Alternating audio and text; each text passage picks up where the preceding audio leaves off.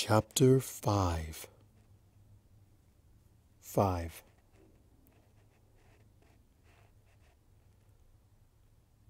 Sparks didn't move for several seconds, expecting at any moment the blow that would end this all for good. When he finally opened his eyes, he had to cover them up with his foreleg almost immediately. Bright, blinding light was streaming down from the fixture overhead, and outside he could hear birds chirping and the bustle of the city as the sun rose over Canterlot. He lowered his hoof to see the sight for himself, and once he did, he couldn't help but laugh. The nightmare was over. He was back in the real world. Still chuckling to himself, he pushed open the door behind him, unlocked now, and strolled out into the hallway, relishing in the warm glow of the technomagical lights overhead. Stars above, that was a psychotic dream. And to think it had made him wander all the way over here into... Where in Equestria was he? The walls were painted with smiling flowers and brightly colored balloons, but the pediatrics ward was in the rear of the hospital, not the front side closest to the street. And what's more, where was every pony else? No matter what ward this was, there should have been at least a few ponies milling around in the hallways or visiting with one of the patients. Sparks stopped walking for a moment just so he could take the time needed to grit his teeth and scold himself. It was natural to be a little edgy after waking up from a strange dream, but this was real life now, and he needed to get back to surgery before he had to explain to some pony how he'd managed to sleepwalk all the way over to pediatrics in the middle of the morning. Now wasn't the time to think about the dream. Now wasn't the time to let his mind drift back to the stallion, to his screaming, to the last words he'd said before the walls had flashed and he'd woken up here. Why couldn't he save them? What was that supposed to mean? He'd conducted successful operations with almost every one of his patients. Of course, every surgeon occasionally had a case that just couldn't be helped, but his were certainly few and far between. In fact, over all of his time as a surgeon, in his own memory of failed operations, he could only remember... Sparks stopped again, and his pulse quickened a bit. He could only remember... Why couldn't he remember them? He tried again, and a hollowing sense of vertigo forced him to give up even quicker than the first time. He knew they'd happened. He was absolutely sure of it, but the details just wouldn't... Stars above, he was messed up right now. Maybe he needed to take the rest of the day off. What time was it right now, anyway? He trotted ahead a few yards and approached a bulletin board coated with faded flyers to check the time on the clock hanging above it. When he looked up and examined it, though, his stomach started to drop again. The clock was ticking, but the hands stayed perfectly still, stuck at precisely 11:35. He shut his eyes, shook his head, did everything short of blast the clock off the wall with his horn, and demand that it work right, but nothing changed. 11:35. A perfectly functional clock, stuck at one single time, hanging over a bulletin board full of get-well cards and crayon drawings and little notices about proper hallway maintenance. And a day-by-day calendar, its top half adorned with a picture of a little gray kitten, displaying the date in huge black type. December 20th, 978 AL.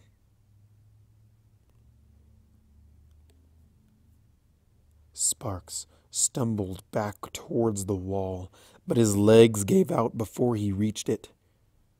This wasn't happening. This couldn't be happening. He was hallucinating, or he was still dreaming, or it couldn't be real. It couldn't be real. Hoofbeats. Someone was coming. He could hear them walking up to him, reaching him, passing him by, but he never saw them. He got back to his hooves and looked around, but the hall was empty, and the hoofbeats had stopped. Whoever it was had stopped. He took a step forward, froze in place, waited for a response. No one. Nothing. He was about to turn around again when a droplet of liquid hit him on the nose. He jumped back and dabbed at the spot, and his hoof came away red. Another droplet flashed by his ear and splashed onto the floor. Red. Stained on his hoof. Wouldn't come off no matter how hard he rubbed. He looked up. Wet, glistening hoofprints stretched across the ceiling, curving around from a nearby hallway and traveling right over his head to stop a few feet ahead of him. Red. They were all red. Every print on the ceiling was red. He heard a noise like a grunt, and the ceiling dimpled over top the last set of prints. There was a second of silence, and then a loud, thumping impact against the floor 20 feet in front of him, where 4 new hoofprints splattered into existence without any pony visible to make them. A 5th circle blossomed in front of the 4th already there, then a 6th, then a 7th and 8th.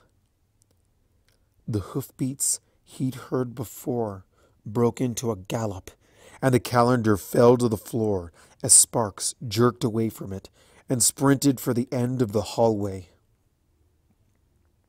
There was an exit there, and a closed pair of double doors. He could make it there in time. He could hide there. He could stay in there until the loop reset, until he found the other stallion, until he woke up from this dream and was back in his office, and he could just think for a second about what the stallion had said. He covered the distance to the door in a few seconds and slammed into it without bothering to reach for the knob. The door gave, splintered, blew open in front of him as he bashed right through it.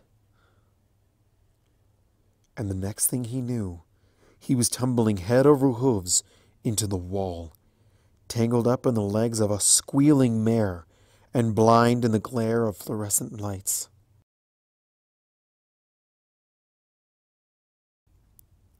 Hear me? Sir, can you hear me? Cheerio, give me a suture kit and call security. Sparks opened his eyes and lurched upwards, holding back a swing at the pony hovering above him at the last second. Although their forehooves kept him pinned to the ground and his muscles still ached with the urge to fight them off and run, he had no choice but to stare up at them and force himself to stay put. Even in this state, he could see that the pony's eyes were green, not blue, and that she was a yellow Pegasus mare in clean blue scrubs, not a dark-haired unicorn with much heavier hooves than hers. Sir, if you can hear me, just stay calm. I don't want to hurt you. I just need you to stay here so we can make sure you're okay. Didn't... He struggled to say. His throat was bone dry, and his wind hadn't returned from his violent entrance into the hallway. The other pony had squealed. There were other ponies here. Why were there other ponies? Nothing had changed. There had never been... He hadn't... Sir, it's okay. We're here. We've got you. Whatever happened to you, we can make sure it doesn't happen again. Didn't loop, he finally managed to say. Before the orderly on top of him could protest, he pushed her away and turned around as he jumped to his hooves. The door he'd busted through hung on one contorted hinge nearby, and behind it lay an ordinary broom closet, its inner contents undisturbed, despite the chaos just a few feet outside. Didn't loop. He's still here. He's still... Sir, just... He's still coming! The orderly swore under her breath and whispered something to a stallion nearby, who nodded and motioned for the ponies gathered in the hallway to clear a path. Come on, she told him, taking him by the foreleg and tugging him towards the part in the crowd. Let's just get you squared away. We'll go someplace safe. I promise he can't get you in there. Sparks shook his head, unable to resist following her, yet unable to explain why he couldn't bear the thought of it. His mind was moving too fast for his mouth to keep up, jumping back and forth between thoughts and memories and the all-consuming terror that ate away at all of them. With every step he took away from that door, every step deeper into whatever fresh hell this was. He'd changed places again, jumped to a different spot in the building, but the walls hadn't flashed, and the floor hadn't throbbed. So he hadn't really looped, just moved. To where? To when? Was it over now? Would it ever be? Lost inside his mind, Sparks let the orderly lead him into a nearby room and set him on top of the bed. I'm going to lock the door when I leave, she said, squeezing one of his forehooves in both of hers. And we're going to bring in some ponies to check on you and figure out what happened. Nothing's going to get in here. She turned to leave, and Sparks leapt from the bed, grabbing her shoulder and spinning her around. When is this? He asked. What is today? What day is it today? The orderly tried to look him in the eyes and could only manage it for a second. It's December 21st, she said. Look, I promise I'll be right back, but we've had a hell of a day already. There was a fire in the lower quarter last night. A whole orphanage just... We don't know what's going on, but we're gonna find out. I promise. She promised. She didn't know. She was turning to leave again. Through the tiles on the floor, he felt the building begin to pulse. Don't leave, he begged her. Don't leave. It's happening again. The orderly's eyes widened. She tried to tug her way out of his grip. Sir, please, I need to go. No, no, no, please. I'm begging you. It's happening again. It's going to happen now. She pulled out of his grip, and in desperation he grabbed at her with his magic. His aura caught onto her tail and held fast. The walls were glowing. How could she not see the walls were glowing? I don't know what I did, he cried. I don't know what's happening to me, or why it's happening, or what's going on, or what's going to happen before I get out, but I can't do it anymore. I can't go back in. I have to get out. I have to get out of the loop. Let go of me! The orderly screamed, but it was too late. The walls flared. The floor and ceiling shook. And when the light exploded all around him, it took the orderly with it. He was still holding on to her tail when it happened. He could see her face as it withered in the time it took him to blink, as her flesh rotted away and her eyes imploded and her bones disintegrated into dust. As she was simply wiped away by an instantaneous glitch in time that lasted a second for him and an eternity for anything he dragged along with him.